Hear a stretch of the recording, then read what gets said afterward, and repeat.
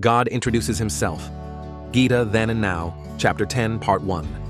From Mystery to Manifestation. Then, at the turning point in Chapter 10, Krishna steps forward from teacher into revelation. The battlefield still smolders, and Arjuna's doubts linger, but now Krishna begins to describe his divine opulences, his glory in every corner of creation. He says, "Among thousands of beings, I am the most radiant. I am the light in the sun and the moon. I am the syllable Om. I am memory gleaming in all minds."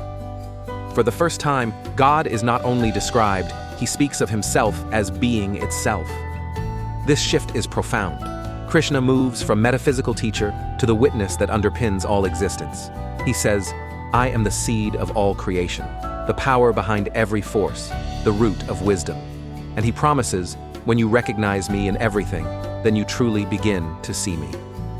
Now, in modern life, many of us still chase God as a mystery to be found far away, in temples, books, rituals, lofty philosophies.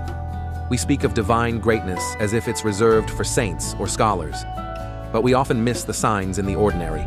A child's laughter, a sunrise, the kindness in a stranger's eyes, the mechanism of breath, the rhythm of seasons.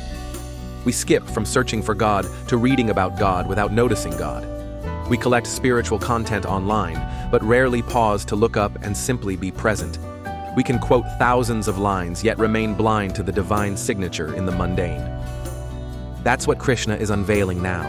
Not a distant deity observing from afar, but the one who is the heart of everyday reality. The divine presence within a blade of grass and the roar of the ocean. That same being you worship is the breath you breathe, the blood in your veins, the spark in every being you encounter. Then, Krishna lists his manifestations: animals, gods, sages, natural phenomena. He points to energy in the storm, brilliance in the sun, sweetness in the wine. He shows that every excellence in the world is a thread in his tapestry. But he doesn't want blind worship. He wants recognition. He invites Arjuna to look and truly see. Now, you might attend services, chant mantras, or visit sacred places. But if you walk out without seeing the divine thread stitching your life together, the ceremony becomes hollow. If you fail to see God in your lover's laughter, in your neighbor's struggle, in your own heart, then you've missed Chapter 10's offering.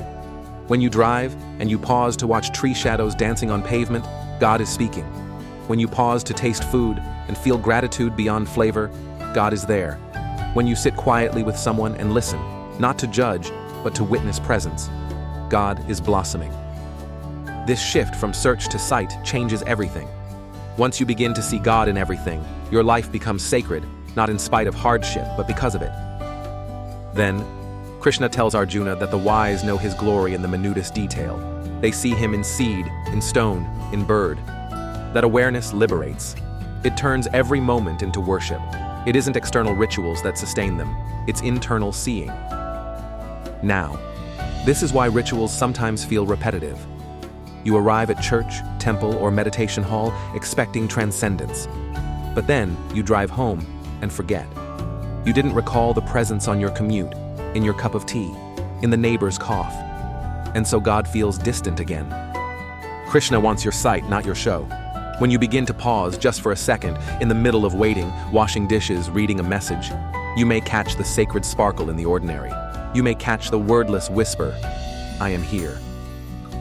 Then, Krishna teaches that when you begin to perceive me everywhere, you are no longer separate. Every act becomes a ritual. Every gesture becomes a prayer. Every breath becomes communion. Now, you don't need to live in a monastery or wear a robe. You just need to soften your heart to see the presence that has never left.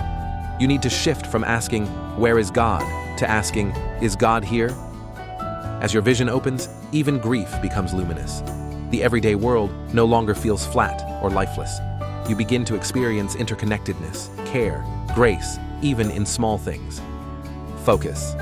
Chapter 10 invites you to stop treating the world as a backdrop and begin treating it as divine narrative. It invites you to see God not only in the exalted, but in the exhausted, the broken, the unexpected. It invites you to live in awe again, not by escaping mundanity, but by recognizing the sacred spark in it. So when your phone buzzes, when the baby cried in the night, when you spilled tea on the table, stop, Look, listen. Is this not the voice of the divine, speaking through the ordinary?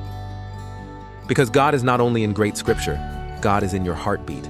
If this opened your eyes to see presence in the everyday, please like, subscribe, and share this video with someone who is searching for the extraordinary in the ordinary.